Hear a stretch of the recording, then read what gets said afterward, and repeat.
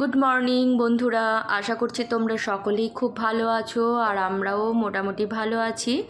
তো আজকে হচ্ছে মঙ্গলবার, তো এখন ঘড়িতে বাজে ওই 9:30 মতো। তো এখন থেকেই তোমাদের সাথে নিয়ে ব্লগটা স্টার্ট করে দিচ্ছি আর আশা রাখছি আমার আজকের ব্লগটিও তোমাদের ভালো লাগবে। তো দেখো এখন 9:30 যেহেতু বাজে, তো টিফিনের ব্যবস্থা করছি। আজকে আর টিফিন কোনো কিছুই বানাইনি, তো টিফিনে ওই ছাতু মুড়ি আর গুড় দিয়ে খাবো আর কি। আখের গুড়, একদম খাঁটি আখের গুড়। তো আমার মা যখন বাড়ি থেকে এখানে এসেছিলো তখনই আর কি নিয়ে এসেছিলো, তো সেই গুড়ই আছে। আর ছাতুটাও কিন্তু আমাদের বাড়িতেই বানানো, বুঝেছো। তো সেটাই আর কি আমরা টিফিনে খাবো। আর হাজব্যান্ডের টিফিন করা অলরেডি হয়ে গেছে, এখন খালি মা মেয়ে মিলে আমরা খাবো আর কি। আর এখানে দেখো রাত্রের যে সমস্ত বাসনগুলো ধুয়ে মেজে রাখা ছিল সেগুলো সব গুছিয়ে রেখে দিচ্ছি। আর কালকে আমার হাজব্যান্ডকে কিছু এসেছিলো সবাই দেখতে আর কি, তো তার জন্য তাদেরকেও সন্ধ্যাবেলা একটু টিফিন দিয়েছিলাম। সেই সব বাসনগুলোও দেখতে পেলে তুলে দিলাম ওই শোকেশের মধ্যে। ওগুলো তো ডেলি ইউজ করি না, যখন কেউ আসে বা কিছু তখনই ব্যবহার করা হয়। গুছিয়ে গাছিয়ে নিলাম। তারপর এই যে মোসাম্বিটা শেষ হয়ে গেছিলো, সেটা নিয়ে আসা হয়েছে বাজার থেকে। আর কি বলতো, ফ্রিজে রাখি না, যেহেতু এই ঘরটাতে ধরো এসিটা তো চলেই, তার জন্য ফ্রিজের মধ্যে আর ফল রাখি না।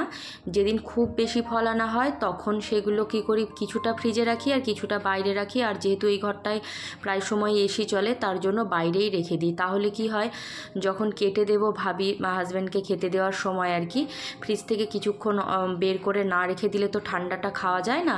ওই জন্য কি বলতো, এসি রুমের মধ্যে থাকলে কি হয়, বেশ নর্মাল টেম্পারেচারের মধ্যেই থাকে, তো ওই জন্যই আর কি এই ঘরেই রাখা হয়।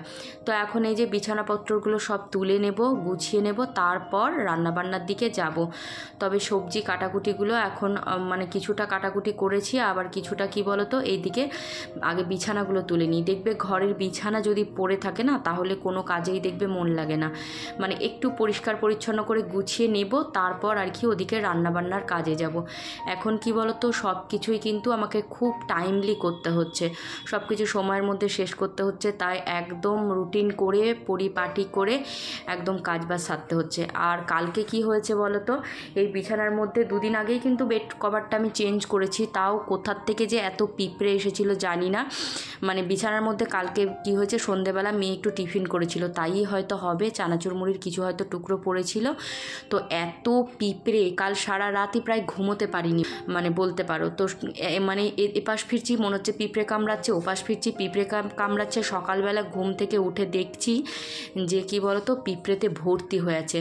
তো ওই জন্য বেডশিটগুলো সব তুলে ঝেড়ে নিলাম ভালো করে। যেহেতু এই দুদিন আগেই চেঞ্জ করেছি, তাই আজকে আর কাছাকাছি করব না, কারণ ওই যে বললাম সব কিছুই রুটিন মাফিক চলতে হচ্ছে, কারণ এদিক থেকে ওদিক হয়ে গেলে কিন্তু টাইমের গন্ডগোল হয়ে যাবে।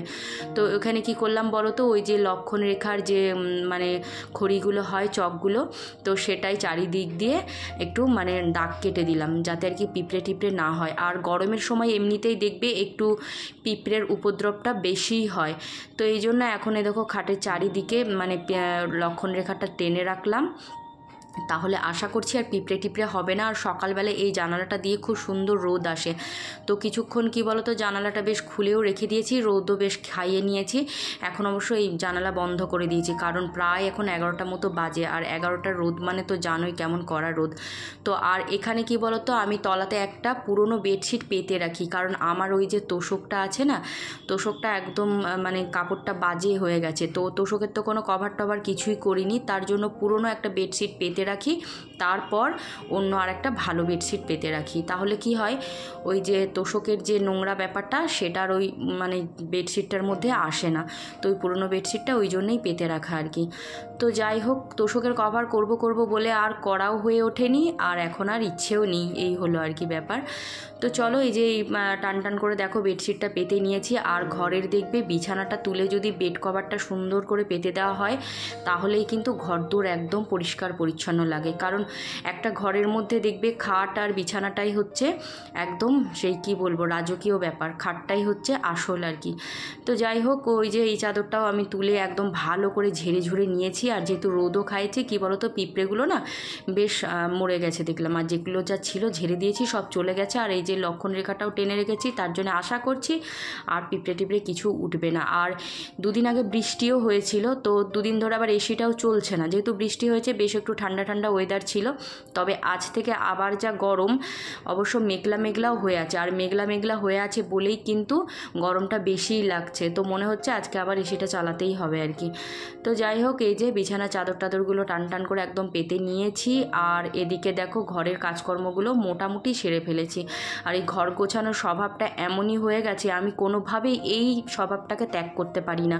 তো আমার মাও বকাবকি করছে যে এত গোছগাছ এত মোছামুছি করতে যাস না, শরীর খারাপ হয়ে যাবে, একা এত কিছু সামলানো সম্ভব না। কিন্তু কি করব বলো, ওই যে স্বভাব একদম এমনই একটা অভ্যাসে পরিণত হয়ে গেছে, এই কাজগুলো না করে আমি থাকতেই পারি না, সে আমার যতই কষ্ট হোক আর বা যতই দেরি হোক। আর এখানে মানি প্ল্যান্ট গাছটা দেখেছো কি সুন্দর হয়ে উঠেছে। তো আমি কি করেছি বলো তো, মাঝখানে একটা লাঠি গুঁজে দিয়েছি যাতে ওটা সোজাভাবে খাড়া হয়ে ওঠে। তো ওই জন্যই আর কি তোমাদের একটুখানি শেয়ার করে নিলাম। আর এই যে এই বেডশিটটা কালকে আমি রাত্রেবেলা কেচে দিয়েছিলাম, তো এখন শুকিয়েও গেছে, যেহেতু এখন সকাল সকাল ভালোই তো রোদ উঠে যায়, গরমকাল বুঝতেই পারছো। তো যেগুলো যা মানে কেচেছিলাম সেগুলো একটুখানি তুলে, জামা কাপড়গুলো তুলে নিলাম। মোটামুটি ঘরটা আগে সবটা গুছিয়ে নেব, তারপর রান্নার দিকে যাব। কারণ আমি আর রান্না করতে করতে এদিক ওদিক করে কাজ করছি না, মানে যে কাজটা করছি সেটা পুরোটা কমপ্লিট করছি, তারপর আবার অন্য দিকে মানে একটা করে কাজ ধরছি, সেটা শেষ করছি, তারপর আবার অন্য কাজ করছি। তো এভাবেই কাজবাজগুলো সামলাচ্ছি, একটুখানি রুটিনটা চেঞ্জ করেছি। তো ভেবেছিলাম কি বলতো, কাজের জন্য কাউকে রাখবো, কিন্তু এমনই অবস্থা কাজের জন্য যে কাউকে রাখবো, আমার আবার কি বলতো কারো কাজ না পছন্দও হবে না। সে হয়তো দেখা যাবে কাজ করে যাবে, তারপর আমি আবার সেই তার কাজের উপরে কাজ করছি, তো বেকারই পয়সা দেওয়া হবে। ওই জন্য নিজের কাজ নিজে করাই বরাবরই পছন্দ করি, আর আজও সেই নিজের কাজটা নিজেই সামলানোর চেষ্টা করছি।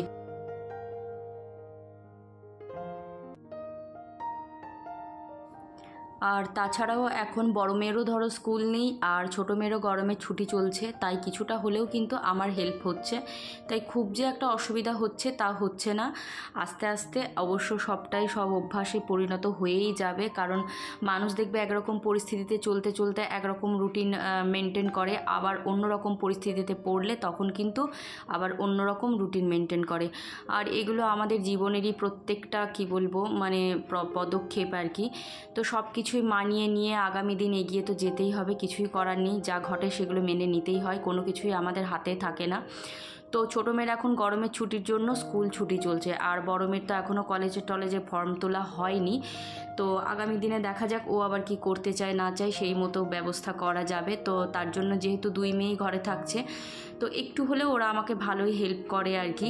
অবশ্য ছোটো মেয়ে যে খুব একটা হেল্প করে তা কিন্তু নয়, ও একটু হলেও ওকে একটু ছাড় দিই।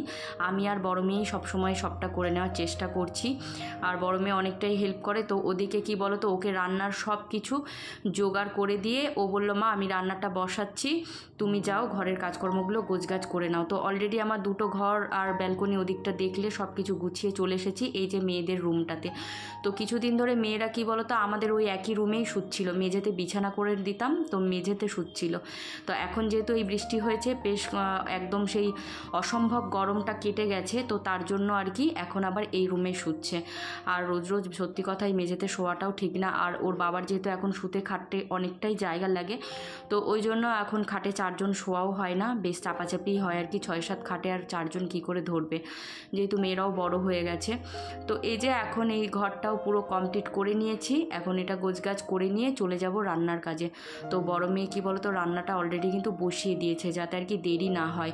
আর এমনিতে আমার কি বলবো আমার হাজব্যান্ডের মতো আমার বড় মেয়েও আর কি রান্নাবান্না করতে আবার একটুখানি পছন্দ করে। আর এদিকে দেখো এই যে টবের গাছটা, এটাও কিন্তু অনেকটা বড় হয়েছে, পাশ থেকে আবার আরেকটা ছোট্ট চারা গাছ মতো বেরিয়েছে আর কি।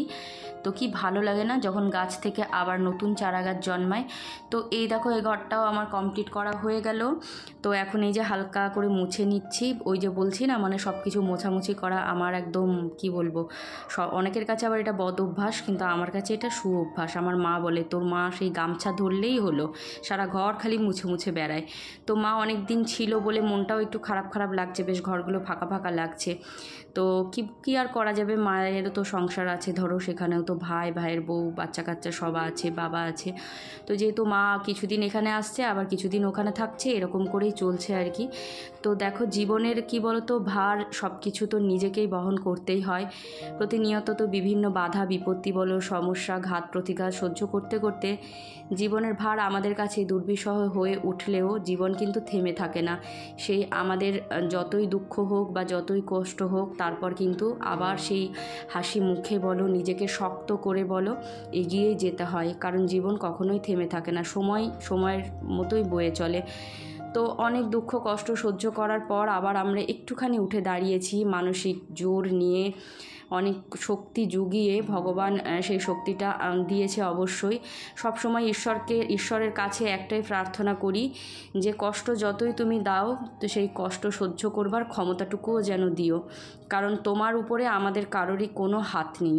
যা কিছু তুমি ভাববে সেটাই ঘটবে আর সেটাই হবে।